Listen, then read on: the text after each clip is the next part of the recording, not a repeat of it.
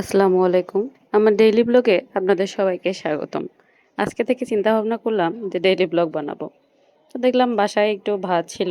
এখন হচ্ছে সন্ধ্যা টাইম, স্বাভাবিক সামান্য একটু ভাত থাকবে, তা ভাবলাম নাস্তার বদলে ভাতটাকে কিছু করে খাই।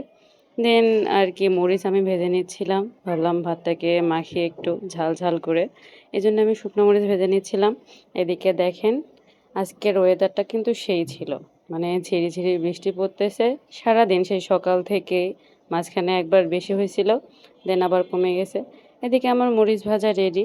এর সঙ্গে আমি একটা পেঁয়াজও কাটে নিয়েছিলাম, হালকা একটু লবণ দিয়ে দেন ভালো করে মেখে নিচ্ছিলাম।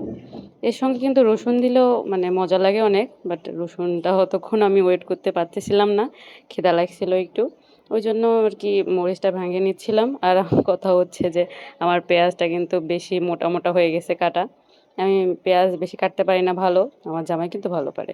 তো যাই হোক, এরপর একটু সরিষার তেল দিয়ে ভালো করে মাখিয়ে নিচ্ছিলাম ভাতটা। মানে এত সুন্দর একটা স্মেল বেরোচ্ছিল, রসুনটা দিলে কিন্তু আরও পারফেক্ট হতো, যেহেতু ছিল না হাতের কাছে।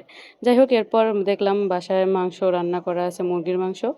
সেখান থেকে এক পিস নিয়ে সঙ্গে 2 পিস আলুও নিয়েছিলাম। সেটা আবার ওই ভাতের সঙ্গে ভালোভাবে একদম ছোট ছোট করে মিশিয়ে নিয়েছিলাম, মানে মাখিয়ে নিয়েছিলাম আর কি। তো দেন আমার রেডি মাখা ভাত।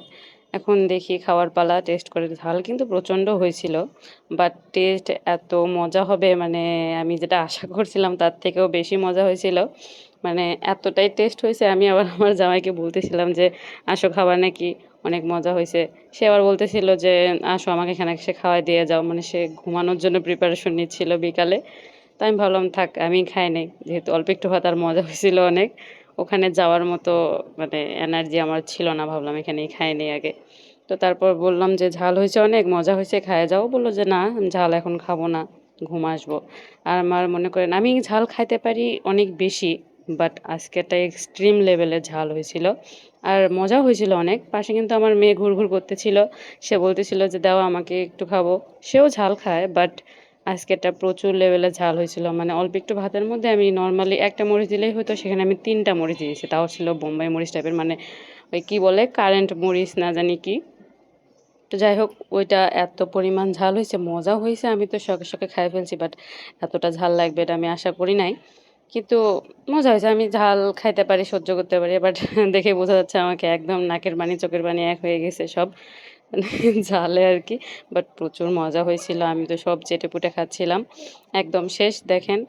তারপরে এই যে দেখেন আমার নাকের পানি চোখের পানি সব এক হয়ে গেছে, এত পরিমাণ ঝাল ছিল, বারবার পানি খাচ্ছিলাম। লাস্টে তো আমি একটু মধু খাইয়ে নিয়েছিলাম, এত পরিমাণ ঝাল হয়েছে। তো দেন দেখেন আমার মেয়ে, ও আবার আসছে, দেখি তোমার ঝাল লাগছে, দেখি তো ক্যামেরার মধ্যে দেখা যায় নাকি। ও আবার খুঁজতে আসছে।